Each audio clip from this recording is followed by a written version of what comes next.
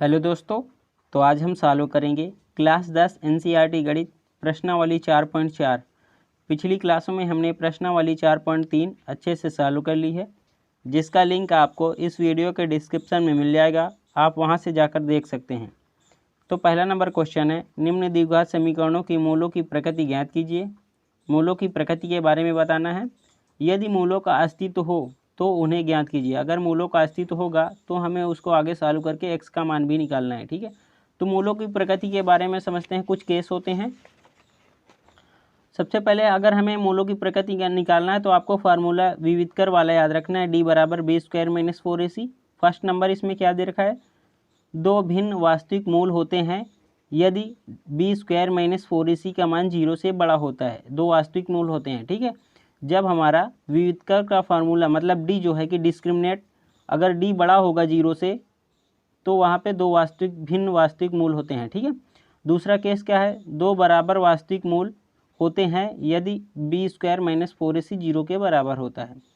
तीसरा केस है, कोई वास्तविक मूल नहीं होता जब डी का मान जो है कि 0 से छोटा होता है। चलिए इसको समझते हैं और इसके बाद हम सॉल्व भी करेंगे। ठीक है, तो सबसे पहले समझते हैं द्विघात समीकरण। द्विघात समीकरण A x square plus B x plus C बराबर 0 के फॉर्मेट में होती है। यहाँ पे कोई भी चर हो उसकी मैक्सिमम घात 2 होनी चाहिए, और जो एक्स स्क्वायर मतलब यहाँ पे जो चर होगा उसकी मैक्सिमम घात 2 होगी, उसका गुणांक जो है कि वो 0 नहीं होना चाहिए।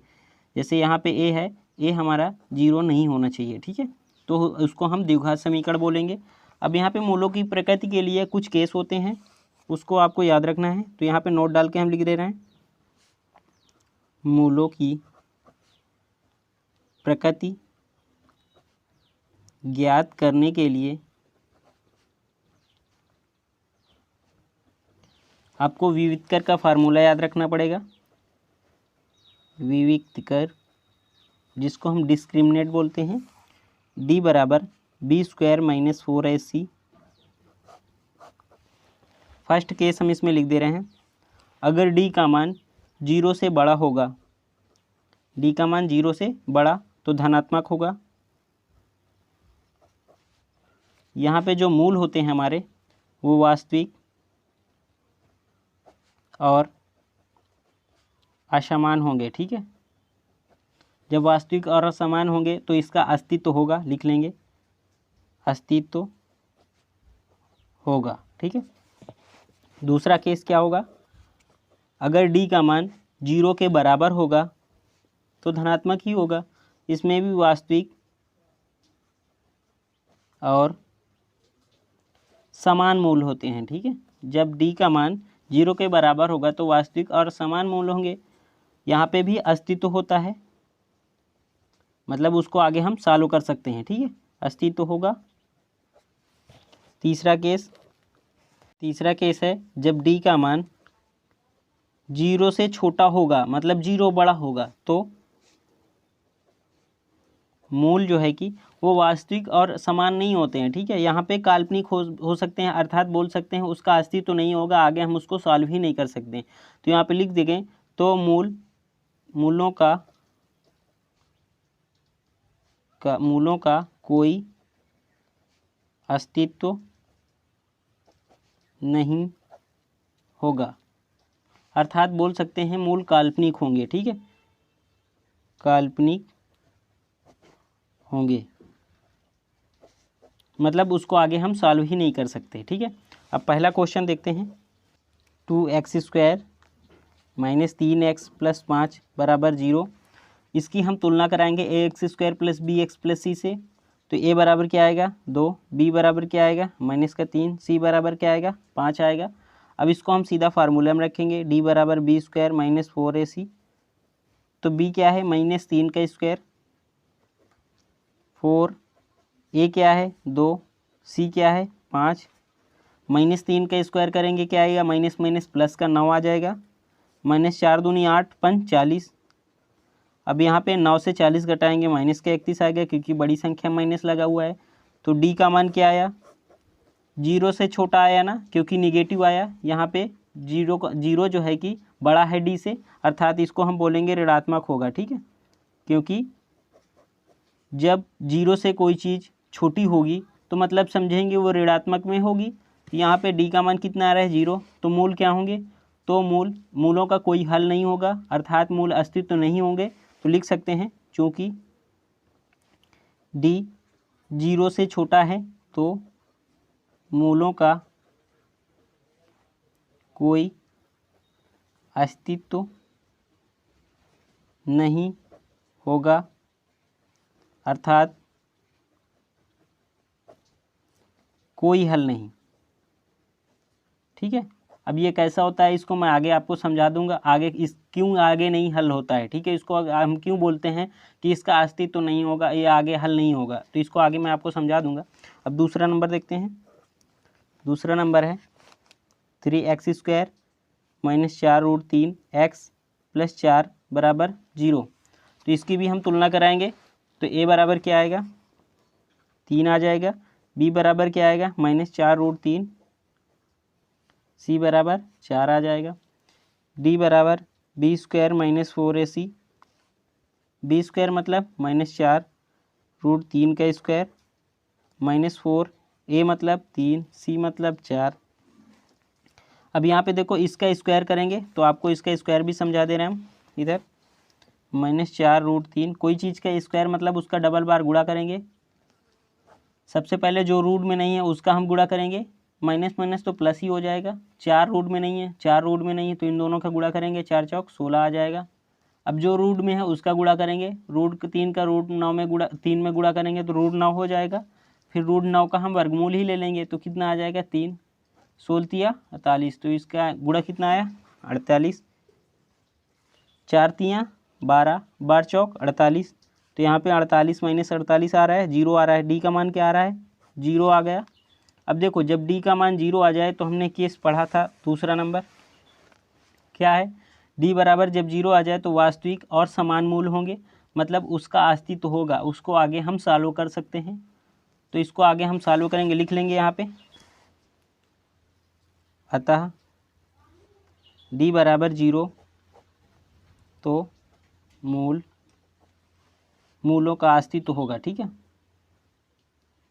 अस्तित्व होगा, अर्थात लिख सकते हैं मूल वास्तविक और समान होंगे।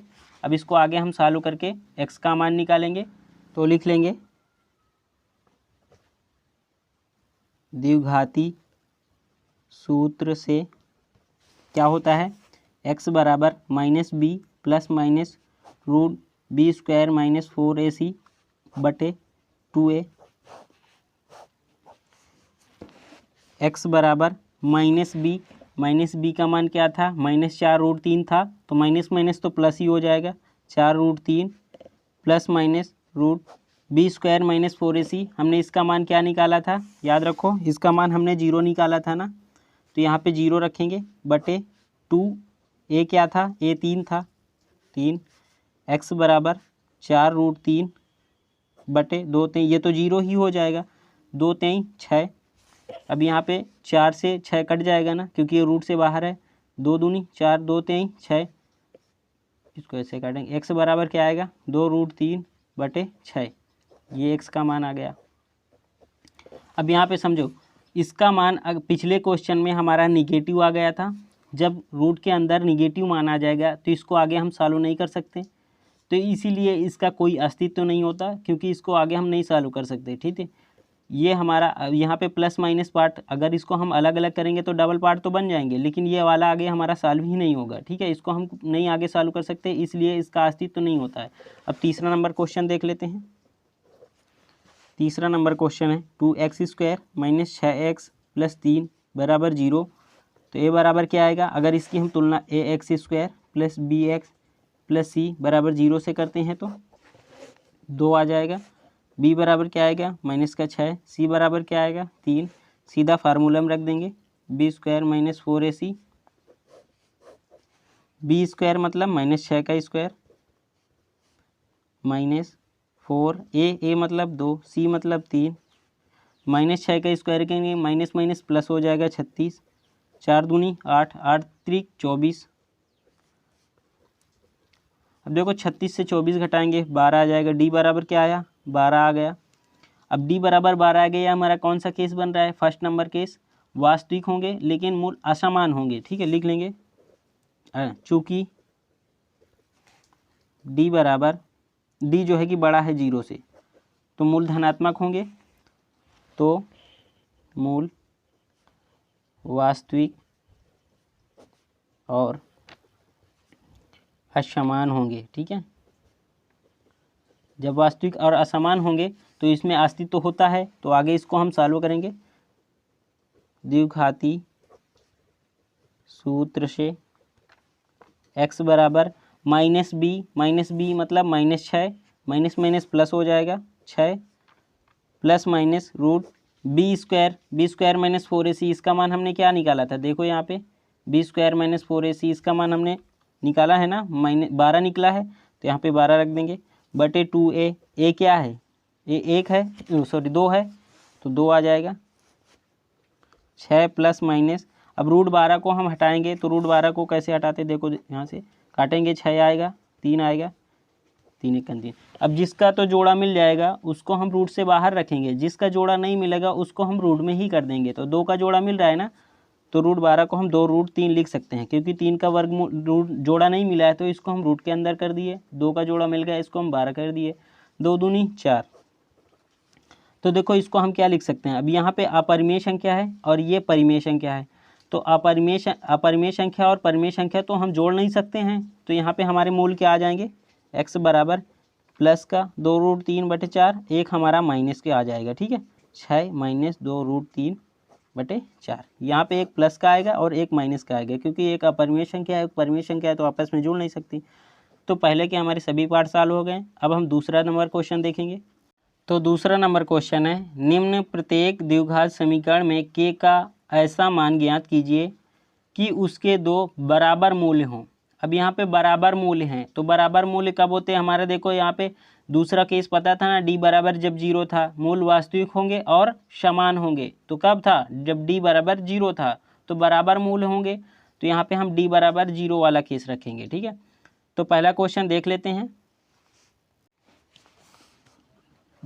दूसरे का पहला नंबर लिख लेंगे। क्वेश्चन है 2x² + kx + 3 बराबर 0। तो यहाँ पे हमने समझाया था दूसरा नंबर केस क्या था, जब d का मान 0 हो तो मूल वास्तविक और समान होंगे, लिखाया था ना हमने, समान होंगे। तो वास्तविक और समान होंगे जब d बराबर 0 होगा, तो यहाँ पे हम लिख लेंगे, चूँकि दिए गए समीकरण के 2 मूल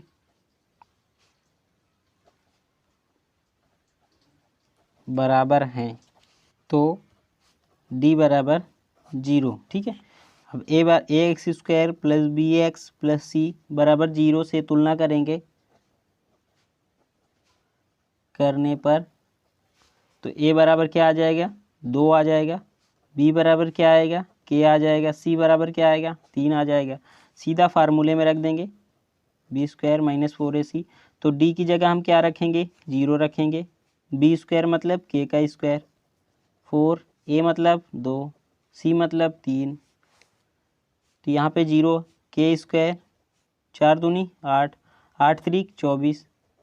अब ये k को इधर हम कर देंगे, ये 24 को इधर कर देंगे 0 के इस पार, तो किस में आ जाएगा, k² बराबर 24 उधर प्लस में चला गया 24। अब k बराबर 24 रूट, अब k बराबर, अब देखो इसको अगर रूट से हटाएंगे तो हमने समझाया पिछले क्वेश्चन में, 24 का हम गुणनखंड करेंगे, 2 × 2 12 आ जाएगा, 2 × 12, 2 3 6, यहाँ पे 3 कटेगा। अब जिसका जोड़ा मिलेगा उसको तो हम बाहर रखेंगे, जिसका जोड़ा नहीं मिलेगा उसको हम रूट के अंदर कर देंगे।